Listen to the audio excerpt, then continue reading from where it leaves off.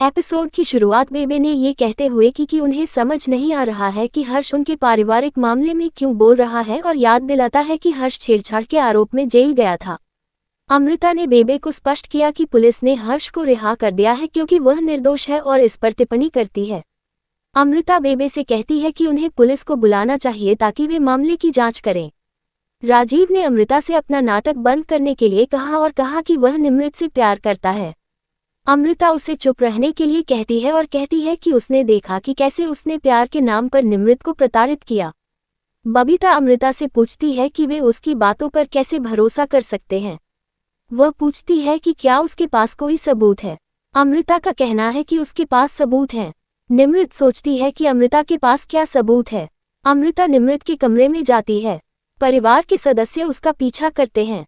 अमृता परिवार के सदस्यों से कहती है कि निमृत अपने कमरे में फर्श पर सोती है। राजीव कहता है हाँ, निमृत की पीठ दर्द के कारण। अमृता निमृत के कमरे में रखा गुप्त कैमरा दिखाती है। वह कहती है कि इससे सबको सच्चाई पता चल जाएगी। राजीव और प्रियंका निजता के साथ खेलने के लिए अमृता को डांटते हैं। अमृता कहती है कि उसका फोन टूट गया है। दिलदार अमृता को अपने फोन पर खेलने के लिए कहता है। वह अपना फोन उसे देता है। राजीव अमृता को रोकने की कोशिश करता है लेकिन विराट राजीव को रोक देता है। वह अमृता से फुटेज दिखाने के लिए कहता है। अमृता कैमरे की फुटेज दिखाते हुए विराट और उसके परिवार के सामने राजीव की पोल खोलती है। निमृत के प्रति राजीव के अमानवीय व्यवहार को देखकर हर कोई हैरान हो जाता है। राजीव स्थिति को छिपाने की कोशिश करता है।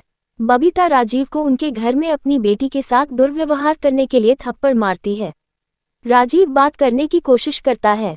विराट राजीव को पीटता है और उसे हॉल में ले आता है। अमृता और दिलदार विराट को राजीव पर टेबल फेंकने से रोकते हैं। निमृत दिलदार से कहती है कि उसने सब कुछ मैनेज करने की कोशिश की लेकिन वह असफल रही। वह दिलदार से उनकी मर्जी के खिलाफ राजीव से शादी करने के लिए माफी मांगती है। दिलदार कहता है कि उसे राजीव जैसे मूर्ख से उसकी रक्षा न करने के लिए उससे माफी मांगनी चाहिए। वे दोनों रोने लगते हैं। भवानी निमृत से पानी पीने के लिए कहती है। निमृत पानी पीती है। दिलदार और बबीता निमृत को गले लगाते हैं। विराट वहां से चला जाता है। कमरे में विराट खुद से कहता है कि उसे निमृत की जिंदगी को ठीक करने के लिए मजबूत होने की जरूरत है। अमृता वहां आती है और विराट की हालत देखती है। विराट अमृता से पूछता है कि क्या वह निमृत को फिर से खुश कर सकता है। अमृता कहती है कि वह निमृत की जिंदगी को ठीक कर सकता है जैसे उसने उसे, हर्ष और परिवार को ठीक किया। वह विराट से हिम्मत न हारने के लिए कहती है। वह उसे सांत्वना देती है। विराट अमृता को गले लगाता है।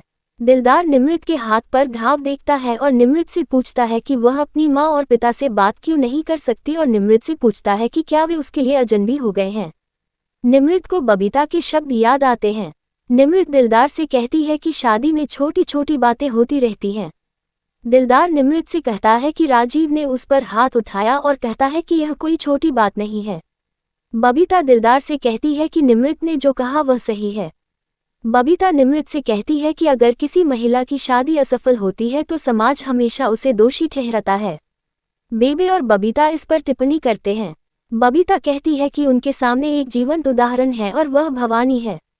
बबीता दिलदार को याद दिलाती है कि कैसे हर कोई उसकी असफल शादी के लिए केवल भवानी को दोषी ठहराता है, जयेश को नहीं।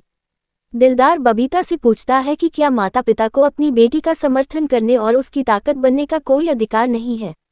बबीता ये भी कहती है कि केवल एक महिला ही जानती है कि उसे अपनी शादी को बनाए रखने के लिए क्या त्याग करना पड़ता है और इस पर टिप्पणी करती है।